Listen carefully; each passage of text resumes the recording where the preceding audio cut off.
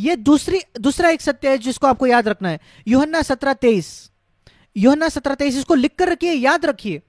यूहन्ना 17 उसका 23।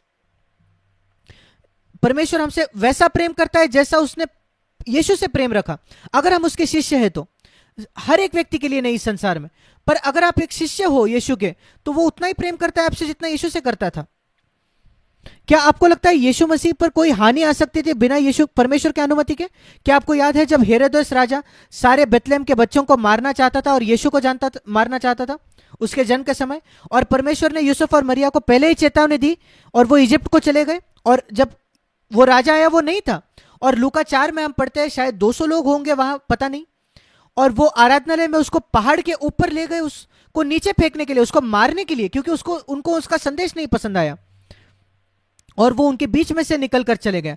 ये कैसे हो सकता है जब 200 लोग आपको पकड़कर एक पहाड़ के चोटी पर ले जाते हैं? और मैंने कई बार इस पर सोचा है, प्रभु ये कैसे संभव है? कोई स्वर्गदूत नहीं आया वहां, कोई चमत्कार से छुटकारा नहीं हुआ, वहां लिखा है वो उनके बीच में से निकलकर चला गया। और मैंने सोचा ये कैसे संभव है? मैं तर्क करने लगा, शायद ये 200 लोग ऐसे विवाद करने लग गए, कहां से यीशु को फेंके, यहां से फेंके या वहां से फेंके। और जैसे वो बात कर रहे थे, झगड़ा कर रहे थे, यीशु मसीह वहां से निकल गया, और 15 मिनट बाद जब वो सहमत हुए तो यीशु वहां था ही नहीं। परमेश्वर इतना अद्भुत परमेश्वर है, परिस्थितियों को इतना अच्छे से वो बनाता है। मैंने इसको अपने जीवन में देखा है। पर लोगों ने मुझे सताने की कोशिश की, चोट पहुंचाने की कोशिश की, वो कभी नहीं सक्षम हुए। रोमियो 8:28, ये हमारा स्वर्गीय पिता है। ये याद रखिए, इस महामारी के समय हमारे पास एक प्रेमी पिता है। दूसरी बात, हमारा पिता जो स्वर्ग में है, इस पृथ्वी पर नहीं। इस संसार, स्वर्ग में रहने वाला मतलब जो इस संसार को चलाता है। मेरा परमेश्वर इस सृष्टि को चलाता है, वो हर एक बात के नियंत्रण में है। और अगर आपने थोड़ा सा भूगोल पढ़ा होगा, आप ग्रहों को जानते हो और सितारों को जानते हो, क्या आप जानते हो ये संसार इतना बड़ा है, ये सृष्टि इतनी बड़ी है, और ये तारे इतने लाखों लाखों मील हमसे दूर है। हमको एक बिंदु मात्र वो दिखते हैं, एक छोटे से बिंदु, पर वो बहुत बड़े हैं। वो हमारी ये जो सोलर सिस्टम, सौर प्रणाली है, उससे भी बड़े हैं। क्या आप जानते हो एक ऐसा तारा है जिसमें हमारी संपूर्ण सौर प्रणाली बैठ जाए, पर वो दिखता तो एक छोटा बिंदु जैसा है, क्योंकि वो इतना दूर है। और ये सृष्टि इतनी बड़ी है, इतनी विशाल है, और ये पृथ्वी एक छोटे से बिंदु जैसा, एक धूल के दाने जैसा, और इस छोटे दाने पर उससे भी छोटा दाना है जो मैं हूं और आप है। और मेरा पिता जो स्वर्ग में है वो इस संसार को इस सृष्टि को चलाता है। हम किस बात से डर रहे हैं? हमको क्यों डरना है?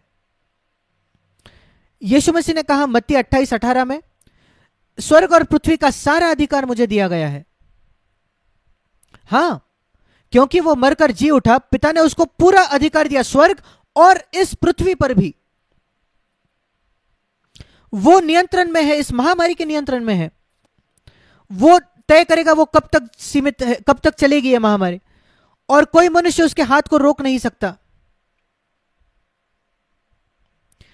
पुराने नियम में हम एक राजा के विषय में पढ़ते हैं, बहुत दुष्ट राजा था, नबूकदनेस्सर नाम का। दानियल की पुस्तक में हम इसको पढ़ते हैं।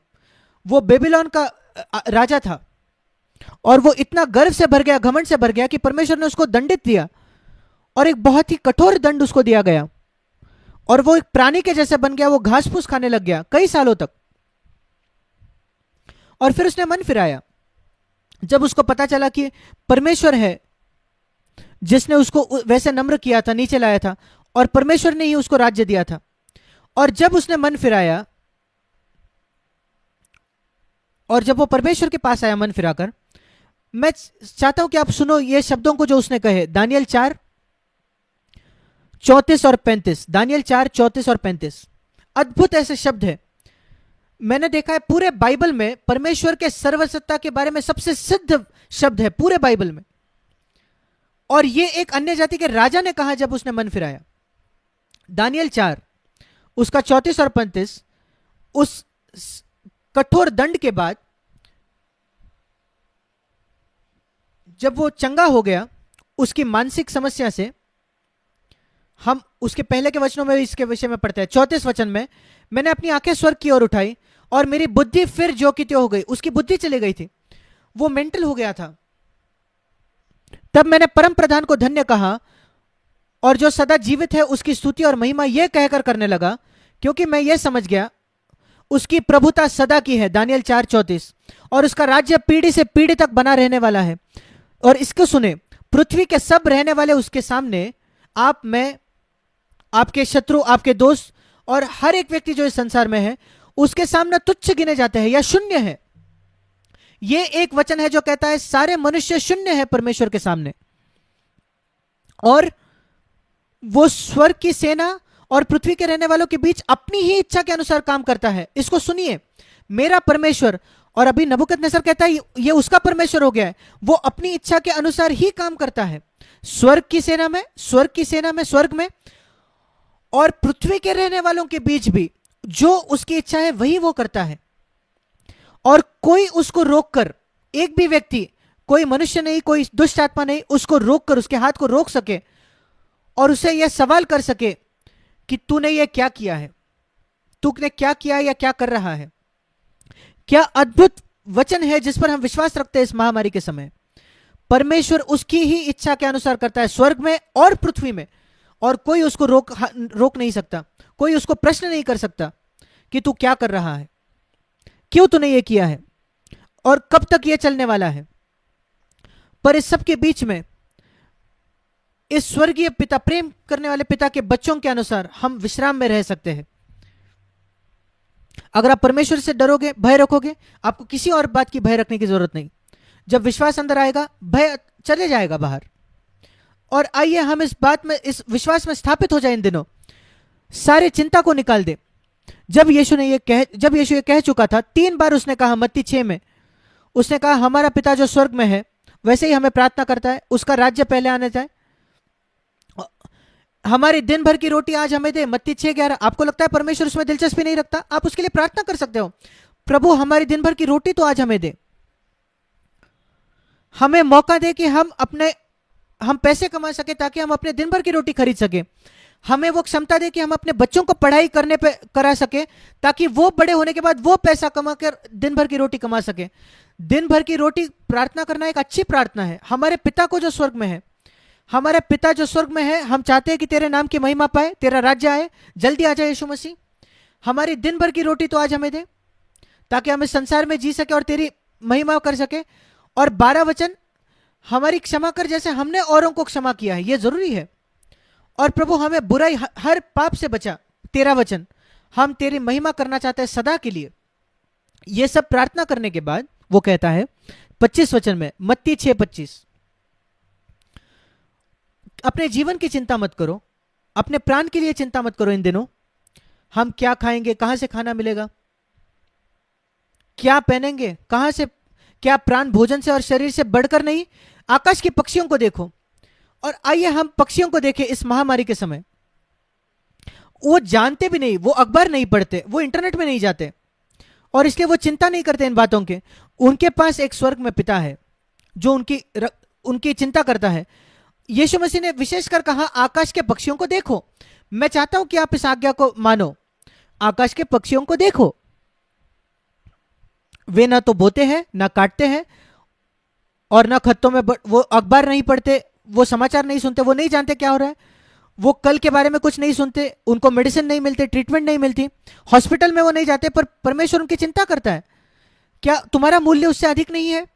जरूर। हाँ, मैं ये नहीं कह रहा कि हमें हॉस्पिटल नहीं जाना है, हमें ट्रीटमेंट नहीं लेना है, या हमें अखबार नहीं पढ़ना है, मैं ये नहीं कह रहा। मैं कह रहा हूं कि आप यह विश्वास नहीं रखते आपका उनसे अधिक मूल्य है। और उसके बाद चिंता करके क्या आप 1 घंटा भी अपना जीवन बढ़ा सकते हो? यीशु कहता है 1 दिन छोड़ दो, 1 घंटा बढ़ा सकते हो क्या चिंता करके? क्या होगा, क्या होगा, क्या होगा? क्या उससे आपके जीवन का 1 घंटा भी बढ़ सकता है? वो तर्क इस्तेमाल कर रहा है, आप नहीं कर सकते। फिर क्यों आप वस्त्र के चिंता करते हो? देखिए इन फूलों को, इन जंगली फूलों को, कैसे परमेश्वर उनको कपड़े पहनाता है। सुलेमान भी अपने वैभव में ऐसा वस्त्र नहीं पहनाया हुआ था। इन फूलों के समान कितने सुंदर वस्त्र है, इन रंग है इन फूलों के पास, परमेश्वर ने जो दिए हैं। कुछ मसीह कहते हैं कि हमें सिर्फ सफेद कपड़े पहनने हैं, पर परमेश्वर ने सब फूलों को सफेद नहीं बनाया। देखिए कितने सुंदर रंग उनको दिया। परमेश्वर सफेद रंग के साथ अटका नहीं है, उसने फूलों को इतने रंग दिए और वही उनके कपड़े हैं, वस्त्र है, वो आपको भी देगा।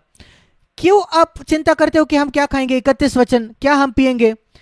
ये अन्य जातीय लोग इस पर चिंता करते हैं। आज कई लोग इसकी चिंता करते हैं। अन्य जातीय इन सब वस्तुओं के चिंता करते हैं। हाँ, वो चिंता करते हैं जो गैर मसीह है, पर आपके पास एक स्वर्ग में पिता है जो आपसे प्रेम रखता है, जो इस संसार को चलाता है, और वो जानता है कि आपकी ये आवश्यकता है इन समय पर। आप क्या करना चाहिए आपको? इसलिए पहले तुम परमेश्वर के राज्य के खोजी बनो। 33 वचन, उसका धर्म, उसका राज्य क्या है? रोमियो 14:17, धर्म, मेल मिलाप और आनंद पवित्र आत्मा में। एक पवित्र जीवन जीने के खोजी बनो। अपने हृदय में शांति बनाए रखो, एक शुद्ध विवेक रखो हर समय। हर एक व्यक्ति के साथ मेल मिलाप रखो, शांति बनाए रखो जहां तक संभव है, आपकी ओर है। और उस आनंद में रहो कि आपके पाप क्षमा हो चुके हैं, परमेश्वर आपका पिता है, पवित्र आत्मा में आनंद। और ये सारी बातें जो आपकी जरूरत है, आपकी जरूरत के अनुसार वो आपको मिल जाएगी। और यही अंतिम वचन है, 34 वचन, अतः कल की चिंता मत करो। क्योंकि 3 बार वो कहता है चिंता मत करो।